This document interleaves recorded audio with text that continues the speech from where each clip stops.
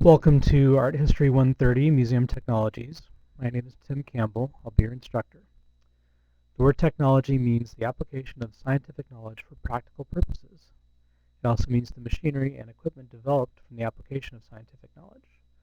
We're going to be looking at how technology is used in museums to get the job done. I break this topic down into three subtopics. The first being preservation. Most museums are in the line of work of keeping stuff. Second is presentation or education. Most museums are also in the business of showing off stuff and teaching people about stuff. And finally, promotion or business. Museums also have to be in the business of advertising themselves, managing membership, wooing donors, and other activities to keep the doors open. As I said, my name is Tim Campbell. I came into this field in a slightly unusual way. I started off studying marine biology at Occidental College and working on jobs related to that. And then I took a job working in a museum as I finished up my degree in biology. And I got hooked on this work of saving stuff and helping to give it a purpose after its initial purpose by making it continue to be accessible and understood. There's a link here to the sort of the portfolio of my career over my entire life, if you're interested in having a look at that. I think I mentioned that also in the introductory video, and you can follow my progress from teaching about marine biology and oceanography and working with the fish collection at Occidental to where I am now as the collections manager at the Laguna Art Museum, the curator of Golden West College Art Gallery, art installer preparator at Santa Ana College for their art galleries on campus and at the Santora building in Santa Ana, and other assorted activities. So if you want to take a look, take a look. I've included here some links to organizational charts for museums, not just in the US, but abroad as well. This is to give you an idea of the tasks and the positions of the people that are trying to accomplish them. So that you get an idea of how these things are grouped organization-wise, administratively, because that determines how people might be looking at getting their job done, and that again informs what kind of tools they might need to do it, which is the technology we're talking about. So I won't click through those here, but I would invite you to do so independently and take a look just to get that sort of broad concept of how things are grouped into what kind of lumps they're grouped in the org charts. In general, in museums, there's a higher level above all else, which is a board of trustees or governors, or in other cases, the museum may belong to some branch of office. It may be a city museum, a state museum, even a federal museum, or a national museum. Then under that governing body, there is usually a director or a president. And then from there, typically administratively, things are grouped as, well, administration, the infrastructure, the business support side of things, might include IT. Then you've got the collecting, preserving, conserving part of things, which I'll get to in a moment. You've got the education and exhibits side of things. And then finally, what I tend to lump with the first one, but is often displayed separately on the org charts, the outreach or fundraising, marketing, and PR part of the business, the ones that bring the money in. Yeah, I said I'd come back to collecting, preserving, and conserving. I want to give you three basic terms and their definitions the way I use them. The first is preservation. The idea is that you are doing everything you can in terms of conditions to try to keep something in good shape to make it last. So you're worried about the things getting hot or cold or wet or dry. You're worried about too much light. You're worried about handling. You're worried about the things that are surrounding the thing you're trying to keep and controlling those things to make sure that the thing isn't damaged, or that if it is damaged, it's not getting any worse. That's preservation. Conservation is when you actually touch the thing to do something to it, something invasive essentially, to repair, to support, to consolidate. So if there's paint flaking off, you add adhesive to keep the paint from flaking off. If there's a crack starting to get worse, you do something to make sure the crack doesn't get any worse. If there's a piece that's fallen off, it might be glued back on. That's conservation in museums and in general in art conservation. Then restoration, which is not a word that appears on the slide, but restoration is when you make an effort to make something look as it would have been when it was new, or as it would have been in some earlier period of its existence. So that's a tough thing for museums to do unless there's really good evidence. You know, if you've got a photograph of some object that shows it, you know, in vibrant color, and you then have the same object down the road and it's showing fading of pigment, or maybe there's some losses that have to be conserved, and that then you want to make an effort to return it to the colors and shape that it was originally, that's restoration. The older something is, the harder that becomes to do because the less evidence there is of what the thing might have actually really truly looked like when it was new.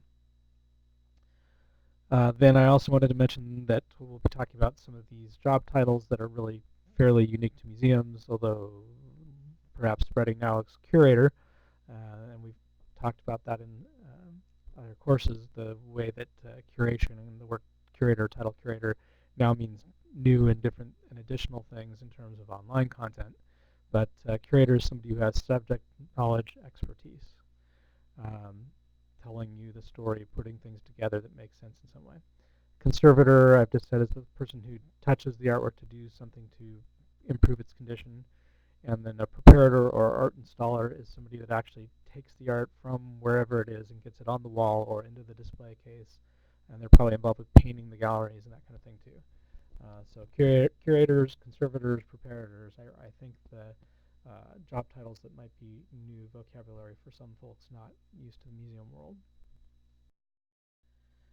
So the last time I taught this course in the classroom, I used a book that I've not asked you to purchase, but I will provide you some information from it from time to time in the course readings via Blackboard. But I thought I would explain how it had carved up the idea of museum technology into chapters or parts of the book, as best I understood it anyway. And that, I think, gives you a little bit of a framework, perhaps, to compare to the way I'm presenting things in the lectures. So in the book, part one was about informatics, databases, standards, lexicons. So in other words, the terminology and getting that terminology under control so that everybody is on the same page and knows what everybody else is talking about, and that it can be understood over time to relate to exactly the same information that's meant to relate to. The second part of the book and the third part were both about virtual visits. The second part focused on the user experience, basically, what the visitor, virtual visitor, could take away in terms of learning compared to how a physical visitor might learn from an exhibition. Basically, the exposure to the concepts ordinarily shown / told by a museum curator via virtual visit. The other part was a focus on how this concept of virtual visits, virtual representations of museum exhibitions, etc., or collections items, can make these things more accessible to audiences that perhaps it was not accessible to before. So how the technology lets people experience museum stuff, right? The next part was about education specifically. So, well, I've said, learning from a visit. This is learning from the technology. It's a focus on learning more than a focus on the visit and more than a focus on the experience. It's how the technology is actually used, more straightforwardly for the purpose of education. Virtual stuff was the next part. So how the objects or artwork or specimens or items that are in a collection become virtual, and what uses those might be put to, and how it's arrived at, which led into the digital projects part of the book, which was talking about the planning and execution of getting all of those things done, going from an analog world to a digital world with concepts. And then finally, they wrapped it all up, essentially. So we'll see how I do with covering those same topics. There's a link here to an external article.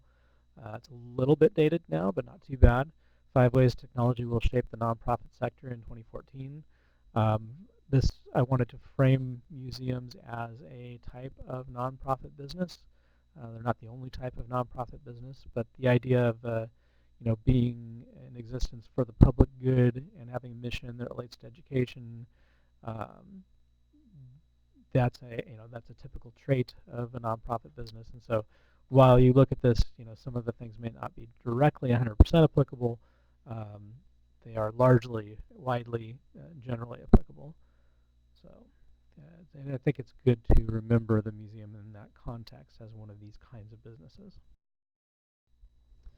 So, of course, technology is used almost everywhere. Uh, every kind of business from top to bottom, right? You've got Microsoft Office, almost pervasive. You can't go anywhere without seeing it, it would seem.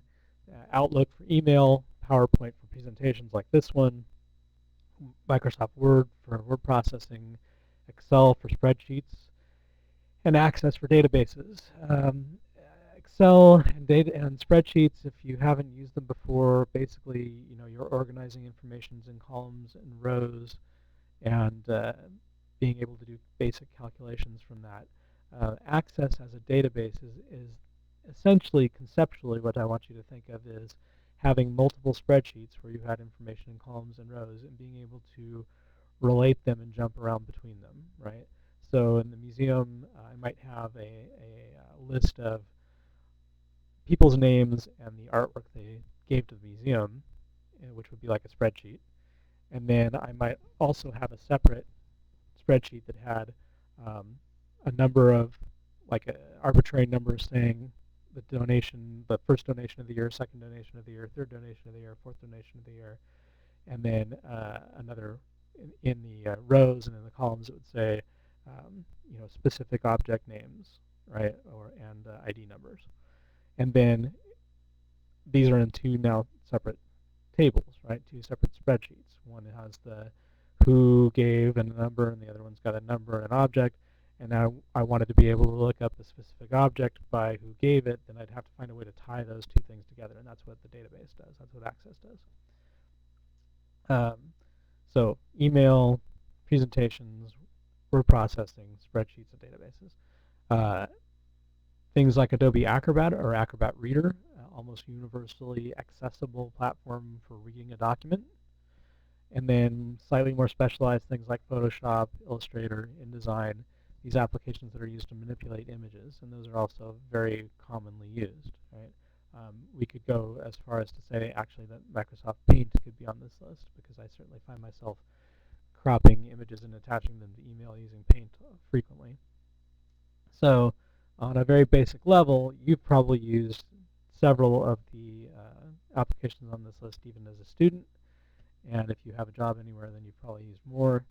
But you've certainly heard of them and you see them around. And you certainly see the products that come out of them from the people who are using them.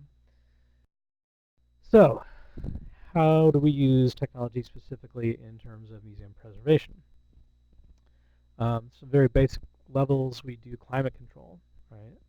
Things that museums keep may be damaged by changes, especially rapid changes in temperature or humidity. Things get hot and cold, wet and dry, they expand and contract, that weakens them, they crack, that kind of thing. So we want to control that. If we're going to control that, that means we have to measure it.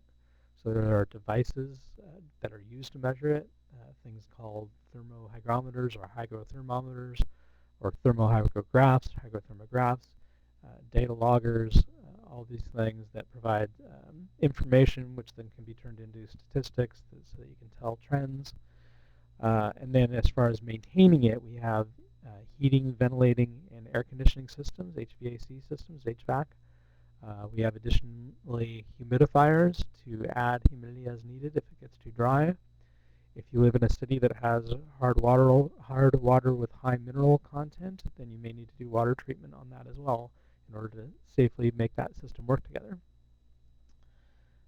Databases, as I said, I gave a hopefully not too confusing explanation of what they are, but they're used to keep legal records from museums, information about who, what, where, when, and why. What do they have? Where is it stored? Where did they get it? Who has legal title to it? If it goes out on loan, if it comes back from loan, is it in good condition, in bad condition? All of that information um, is kept in databases typically. Photography is a part of preservation as well. Keeping a visual record of what things look like and what they look like over time. Um, in terms of creating a digital file from something means that perhaps visually you can refer to the digital file instead of the original, which reduces handling of the original. So when they want to reproduce an image of something that's owned by the museum for publicity, for a book, for a catalog, for advertising, you have what's called a digital surrogate if you've got a good digital photo, and that reduces handling and allows you to preserve the original. In terms of storage in museums, they use technology to keep objects safe and preserved, whether it be talking about keeping things from getting knocked off the shelf in an earthquake, or maximizing the efficient use of storage space with compact rolling shelving. We'll have a look at that. And then finally, I put under preservation security and fire life safety systems. Uh, Preserving something by protecting it from theft is certainly an important thing to do. And then preserving it from danger from fire or flood. Those are also important aspects of preservation. So the security cameras and the recording devices that keep the footage, various alarms and sensors, sensors for if somebody gets too close to something, sensors if somebody takes something off the wall, and alarms that would ring. Those are all technically, in my opinion, and technologically, aspects of preservation in a museum. In a little more detail then about the HVAC systems, here's a couple pictures of the kinds of equipment we're talking about, and then a diagram that I found that shows a simple-ish system. Um, as I said, we're worried about keeping conditions sort of stable, primarily for preserving art in museum collections and displays. We want to not have it go from hot to cold quickly or dry to wet quickly. And ideally, we'd like to find some happy medium and keep it right around there for the most favorable conditions for the most things in the room. And you can see, there's going to be a room where you're trying to control things. You're going to have some kind of device saying what's actually going on in the room, sending a signal to something that's going to say, okay, we need hot air, we need cold air, we need wet air, we need dry air. And then there's lots of little mechanical parts that work to make that happen. Monitoring these conditions. There's some great old tech that I've started you off with here on the left. The bottom left is a picture of one of these thermohygrographs, or at least maybe just a hygrograph, because I only see one needle writing on the chart. So what happens here is you've got a material that expands and contracts at a known rate with changes in humidity. Like a horsehair actually is an item that would fall into this category. As it expands and contracts, it would drive what looks in this picture, I think, like sort of like a spring or bellows. It would raise or lower that, which then in turn, through a series of gears and wheels, raises or lowers at this pen that is leaning against this chart that turns on a 24-hour period. And so as the humidity goes up, the pen is higher on the chart. If the humidity drops, the pen is lower on the chart, and you get a reading over time. These things could potentially go out of calibration over time, and so we wanted to be able to check and see, was it still expanding and contracting at that predicted known rate. And if not, we could make fine-tuning and adjustments with these little wheels and gears that are on these devices. So the YouTube link here is to a movie showing you a device called a sling psychrometer. And a sling psychrometer is a very low-tech analog way of checking what the relative humidity is. And you've got two thermometers. And one of the thermometers has a sort of a sleeve over the end of it that is wet. And you swing this thing around in the air, and the water evaporating off of the thermometer will give you a different temperature than the thermometer that doesn't have water evaporating off of it. And by comparing the two, there's a formula to get the relative humidity of the space. So I would encourage you to watch this interesting device in use. But that would allow you to then correct your device to read more accurately what the conditions were, and then you can do that periodically to make sure you're getting true readings. These days, we have things called data loggers, and actually the one pictured on the right is probably pretty old-fashioned at this point. Typically, they're either networked, or you can take readings often periodically by USB drive. But at this point, at least in technology, and they measure again using, I'm assuming internally, expanding and contracting piece of some material that does the same job. It reads the temperature, it reads the humidity, and changes in them. And so you can then take the information off the logger, and it's just a higher tech version. Instead of having a written graph with this ink on paper, you have a digital history of the conditions in the space. Digital reproduction, or creating surrogates, as I said. So the idea is that if you have a digital, you don't have to handle the original as much, at least. We argue against that in terms of exhibition often, because in other classes and in other reading, I think you'll find there's a general agreement that the value of one of the key values of museums is the opportunity to experience the original, to be in the presence of the original.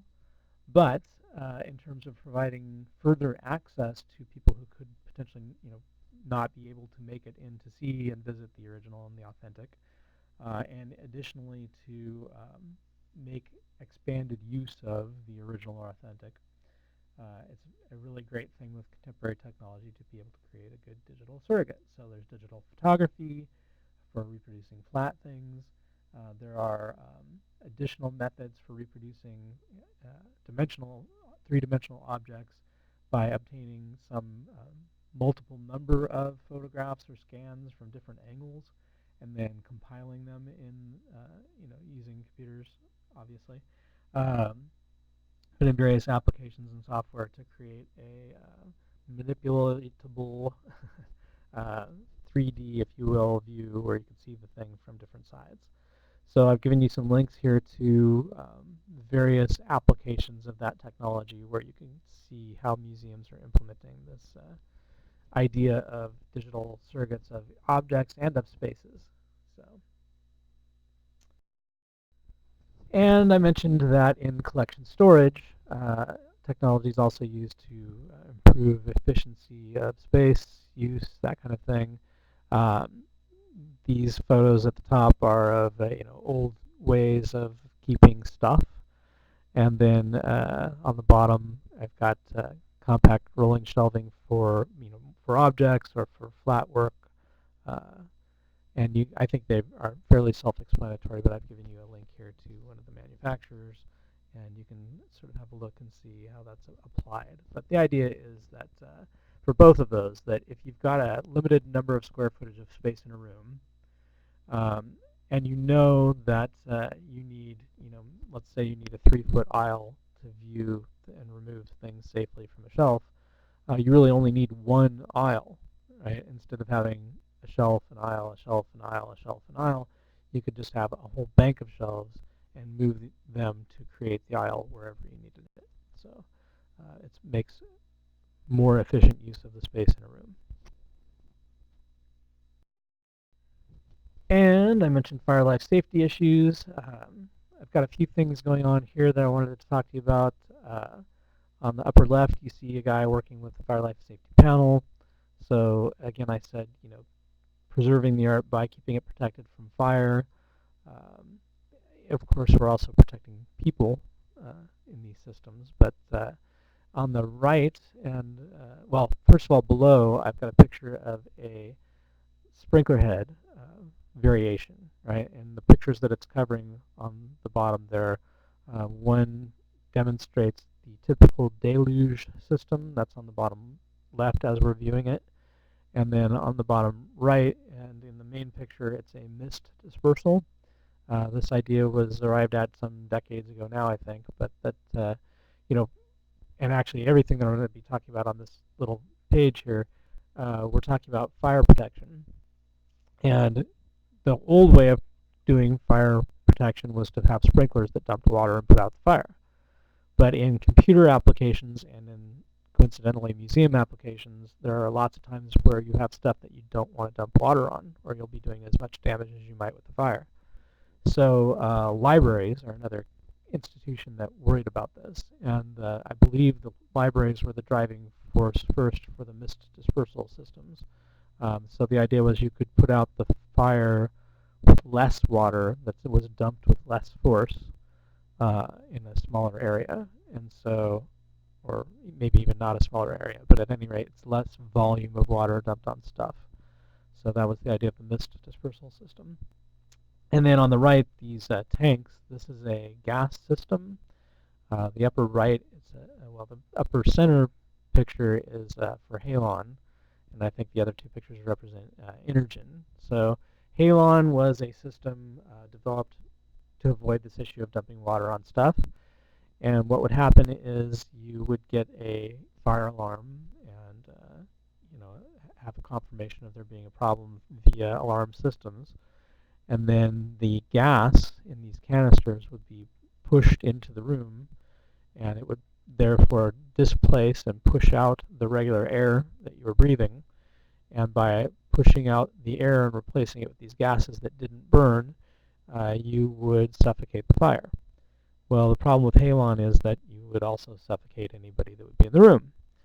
So that's a system that they worked on improving. And Energen, and there's another one called, I think, FM200. There were these later generations of gas suppression systems. What they do is they displace most of the air out of the room. So they take it down to, I think it's 12%, maybe it was 20%.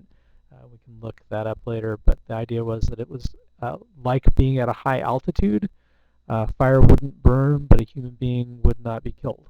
And so that was a tremendous improvement in the technology.